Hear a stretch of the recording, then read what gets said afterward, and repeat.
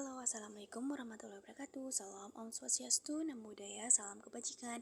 Perkenalkan, nama saya Triana Lestari, NIM 21005040019, Program Studi Ilmu Hukum Fakultas Ilmu Sosial dan Ilmu Politik Universitas Maritim Raja Ali Haji. Di sini saya membuat video ajar tentang hukum benda. Di sini saya akan menjelaskan tentang buku 2 BB tentang benda, pengertian asas dan macamnya. Nah, video ini bertujuan untuk memenuhi tugas hukum perdata dosen pengampu Ibu Marniarani SHMH. Baik, tidak memperpanjangkan waktu, langsung saja ke materi berikut. Sebelum saya menjelaskan tentang hukum benda, di sini saya akan menjelaskan tentang isi KUH Perdata. Isi KUH Perdata terdiri atas 4 bagian, yaitu buku 1 tentang orang, buku 2 tentang benda, buku 3 tentang perikatan, dan buku keempat tentang pembuktian dan daluarsa. Nah, selanjutnya ke materi berikut. Buku 2 tentang benda. Buku kedua mengatur mengenai benda sebagai objek hak asasi manusia dan juga mengenai hak kebendaan. Benda dalam pengertian yang meluas merupakan segala sesuatu yang dapat dihaki atau dimiliki oleh seseorang, sedangkan maksud dari hak kebendaan adalah suatu hak yang memberikan kekuasaan langsung atas suatu benda yang dapat dipertahankan kepada pihak ketiga. Pengertian hukum benda. Nah, ini perbedaannya dengan perikatan. Hukum benda adalah hukum yang mengatur hubungan subjek hukum dengan benda, sedangkan hukum perikatan mengatur aturan subjek hukum dengan subjek hukum yang melahirkan benda. Pasal 1233 KUH Perdata dalam arti memisahkan jalur one relasi atau perjanjian dan jalur perbuatan melawan hukum dan undang-undang dan peraturan lainnya. Lanjut. Pengaturan hukum benda dalam KUH Perdata. Hukum benda merupakan bagian dari hukum harta kekayaan. Menurut Profesor Sudirman Kartoitprodjo, hukum harta kekayaan ialah semua kaidah hukum yang mengatur hak-hak apakah yang didapatkan pada orang dalam hubungannya dengan orang lain tertentu dan tidak tertentu yang punya nilai uang. Sedangkan menurut Profesor L.J. van Apeldoorn, hukum harta kekayaan ialah semua peraturan hubungan hukum yang bernilai uang. Sistem hukum benda dan pengertian benda. Sistem hukum benda. Sistem pengaturan hukum benda bersifat tertutup, artinya orang tidak bisa atau tidak dapat mengadakan hak-hak kebendaan baru selain yang sudah ditetapkan dalam undang-undang. Jadi hanya dapat mengadakan hak kebendaan terbatas yang sudah ditetapkan dalam undang-undang saja. Pengertian benda. Menurut pasal 499 KUH Perdata, benda ialah tiap-tiap barang oleh hak milik, sedangkan yang dimaksud benda dalam arti ilmu hukum adalah segala sesuatu yang dapat menjadi objek hukum dan barang-barang yang dapat menjadi milik serta hak setiap orang dilindungi oleh hukum. Baik, menurut Profesor Sudirman Kartoitprodjo, yang dimaksudkan dengan benda ialah semua barang yang berwujud dan hak atau kecuali hak milik. Menurut Profesor Sri Swedewi Mas Johanssovan, pengertian benda pertama-tama ialah barang yang berwujud yang dapat ditangkap dengan panca indera, tapi barang yang tak berwujud termasuk benda juga. Sedangkan menurut Profesor Subekti, perkataan benda atau zat dalam arti luas ialah segala sesuatu yang dapat dihaki orang, dan perkataan benda dalam arti sempit ialah barang yang dapat terlihat saja.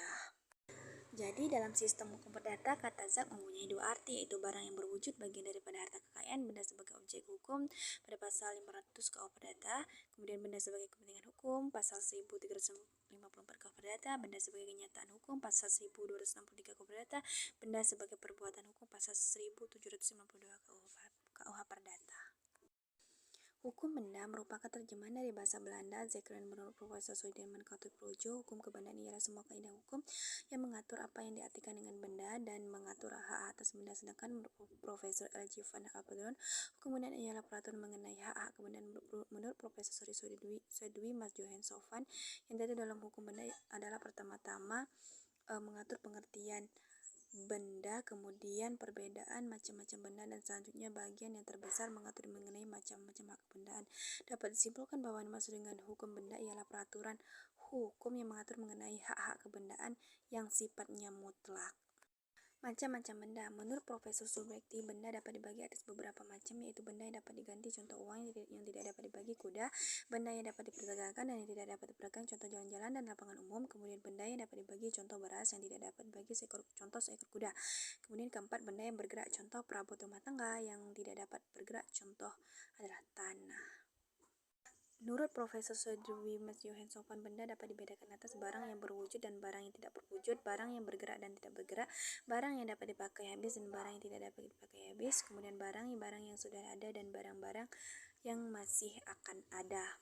Barang-barang yang akan dibedakan, barang-barang yang suatu saat sama sekali belum ada, misal panen yang akan datang. Barang-barang yang akan ada relatif, yaitu barang-barang yang pada saat itu sudah ada, tetapi bagi orang-orang yang tertentu belum ada, misalnya barang yang sudah dibeli tapi belum diserahkan, barang-barang yang dalam perdagangan dan barang-barang di luar perdagangan, kemudian barang-barang yang dapat dibagi dan tidak dapat dibagi. Asas-asas hukum benda menurut Profesor Sri Sudwi Mas Johan Sofan ada 10 asas umum dari hukum benda. Yang pertama merupakan hukum paksa, dapat dipindahkan, asas individualitet, asas totalitet, asas tidak dapat dipisahkan, asas prioritet, asas pencampuran, asas perlakuan, asas publisitet, dan asas sifat perjanjian. Yang pertama merupakan asas hukum memaksa. Menurut asas ini, atas sesuatu benda itu hanya dapat diadakan hak kebendaan sebagaimana yang telah disebutkan dalam undang-undang. Dengan kata lain, kehendak pihak lain tidak dapat mempengaruhi isi hak kebendaan. Yang kedua, dapat dipindahkan. Menurut asas ini, semua hak kebendaan dapat dipindahkan kecuali hak pakai dan hak mendiami. Jadi orang yang berhak tidak dapat menentukan bahwa tidak ada dapat dipindah tangankan. Yang ketiga, asas individualitas.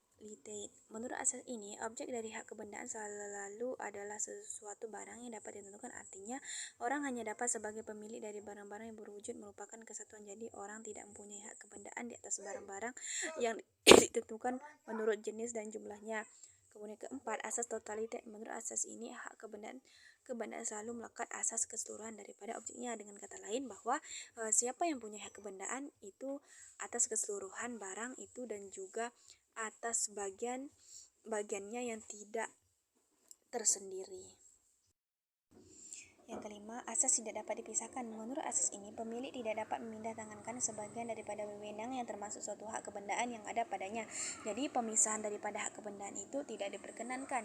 Yang keenam, asas prioritet. Menurut asas ini, semua hak kebendaan memberikan wewenang yang sejenis dengan wewenang-wewenang dari agendum sekalipun luasnya berbeda-beda.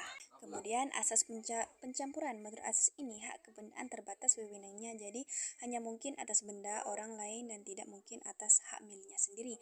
Kemudian ke-8, asas perlakuan yang berlainan terhadap benda bergerak dan tidak bergerak. Asas ini berhubungan dengan penyerahan, pembebanan Bézier dan Vergering mengenai benda-benda bergerak dan tak bergerak berlainan. Kemudian ke-9, asas publisitet. Menurut asas ini, benda yang tidak bergerak mengenai penyerahan dan pembebanannya berlaku kewajiban untuk didaftarkan dalam daftar atau register umum. Sedangkan untuk mengenai benda yang tidak bergerak cukup dengan penyerahan nyata tanpa pendaftaran dalam register umum. Kemudian yang ke-10, sifat perjanjian. Orang mengadakan kebendaan, misalnya mengadakan hak memungut hasil gadai, hipotek dan lain-lain, itu sebetulnya mengadakan perjanjian. Sifat perjanjian di sini merupakan perjanjian yang zeitgeist, itu perjanjian untuk mengadakan hak kebendaan. Hak kebendaan, pengertian hak kebendaan. Hak kebendaan ialah suatu hak yang memberikan kekuasaan langsung atau suatu hak yang dapat dipertahankan setiap orang. Kemudian dapat disimpulkan bahwa hak kebendaan ialah hak mutlak yang memberikan kekuasaan langsung atas suatu benda yang dapat dipertahankan setiap orang dan mempunyai sifat melekat. Ciri-ciri hak kebendaan. Yang pertama, merupakan hak mutlak, dapat dipertahankan terhadap siapapun juga, mempunyai hak yang mengikuti, artinya hak itu harus mengikuti bendanya dimanapun juga barang itu berada. Kemudian mempunyai sistem yang terdapat dalam hak kebendaan ialah mana yang lebih dulu terjadinya, tingkatnya lebih tinggi daripada yang terjadi, kemudian mempunyai hak yang lebih didahulukan daripada hal lainnya, kemudian mempunyai macam-macam aset, kemudian mempunyai cara pemindahan yang berlainan. Macam-macam hak kebendaan: hak Bézier, hak agendum, hak servitut, hak pekarangan, hak afsal, hak erbat, dan hak hipotek. Hak Bézier. Pengertian Bézier. Menurut KUH Perdata, Bézier diterjemahkan dengan kedudukan berkuasa, yaitu kedudukan seseorang yang menguasai suatu kebendaan baik dengan diri sendiri maupun dengan perantaraan orang lain, dan yang mempertahankan atau menikmatinya selaku orang yang memiliki kebendaan itu. Pasal 529 KUH Perdata. Yang kedua, menurut subjektif, Bézier ialah suatu keadaan lahir di mana seorang menguasai suatu benda seolah-olah kepunyaannya sendiri yang oleh hukum dipelindungi dengan tidak mempersonalkan hak milik atas benda itu sebenarnya apa dan pada siapa. Dapat disimpulkan bahwa yang dimaksud dengan Bézier adalah hak seseorang yang menguasai suatu benda baik langsung maupun dengan perantaraan orang lain untuk bertindak seolah-olah benda itu kepunyaannya sendiri. Lanjut. Syarat-syarat adanya Bézier. Adanya korpus, yaitu harus ada hubungan antara orang yang bersangkutan dengan bendanya. Kemudian adanya animus, yaitu hubungan antara orang dengan benda itu harus dikehendaki oleh orang tersebut. Nah, dengan demikian adanya Bézier harus ada dua unsur, yaitu kekuasaan di atas suatu benda dan kemauan untuk memilikinya benda tersebut. Fungsi Bézier. Fungsi polisionil. Bezit itu mendapat perlindungan hukum tanpa mempersoalkan hak milik atas benda tersebut sebenarnya ada pada siapa. Jadi siapa yang membezit sesuatu benda maka ia mendapat perlindungan dari hukum sampai terbukti bahwa ia sebenarnya tidak berhak.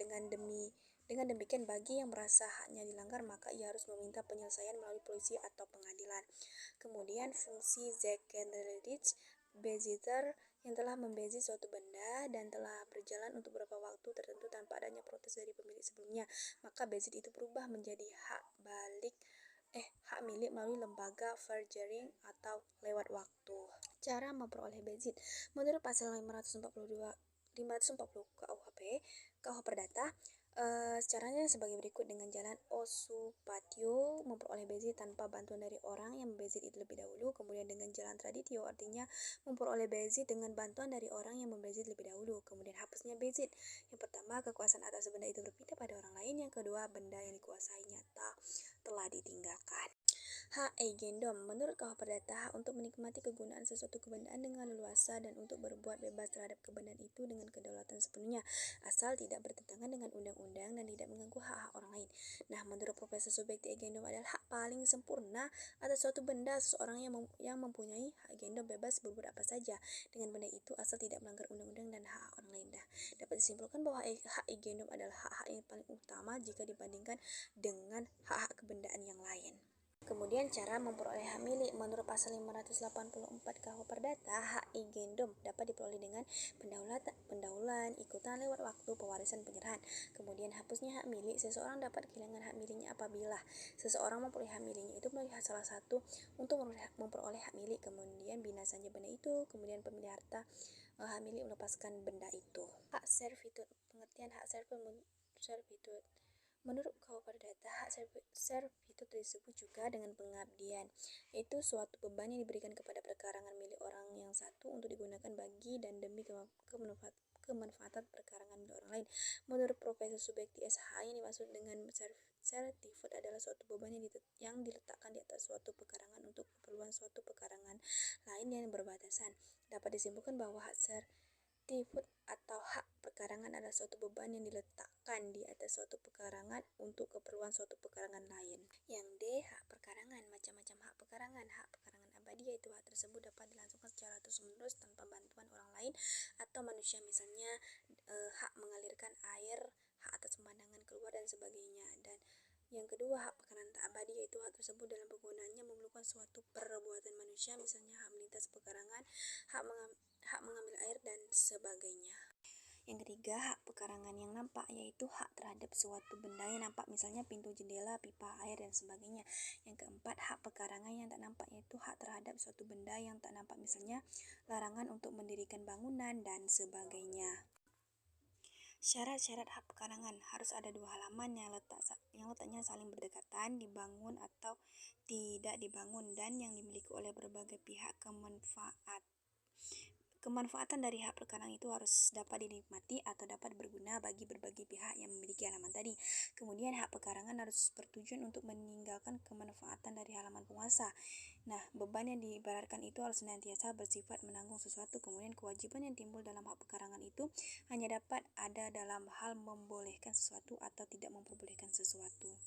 Hapusnya hak pekarangan karena kedua pekarangan itu jatuh ke tangan seseorang.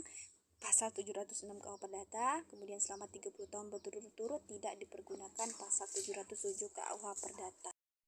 Hak obstal ialah suatu hak untuk memiliki bangunan-bangunan di atas tanaman di atas tanahnya orang lain, dapat diperoleh melalui titel ataupun juga karena lewat waktu. Hak obstal dapat dihapus karena hak obstal jatuh ke dalam satu tangan, musnahnya pekarangan selama 30 tahun tidak digunakan. Kemudian yang keempat, waktu yang telah dijadikan telah lampau. Nah, hak erbach ialah suatu hak kebendaan untuk menikmati sepenuhnya untuk waktu yang lama dari sebidang tanah milik orang lain dengan kewajiban membayar sejumlah uang tiap tahun. Hak erbach dapat bayar karena musnahnya pekarangan, 30 tahun tidak dipergunakan, yang kemudian waktu yang dijanjikan telah lampau dan diakhiri oleh pemilik tanah. Yang terakhir, hak hipotek. Dengan mengacu pada pasal 1162 KUH Perdata, hipotek adalah suatu hak kebenaran atas benda tidak bergerak untuk mengambil penggantian daripadanya bagi pelunasan suatu piutang. Hak hipotek menurut pasal 1909 KUH Perdata dapat dihapus karena hapusnya perikatan pokoknya, si berpiutang melepaskan hipoteknya, dan yang ketiga penetapan tingkat oleh hakim. Baiklah, itu saja yang dapat saya sampaikan. Terlebih dan terkurang mohon dimaafkan. Wabillahi taufiq wal hidayah. Wassalamualaikum warahmatullahi wabarakatuh. Terima kasih.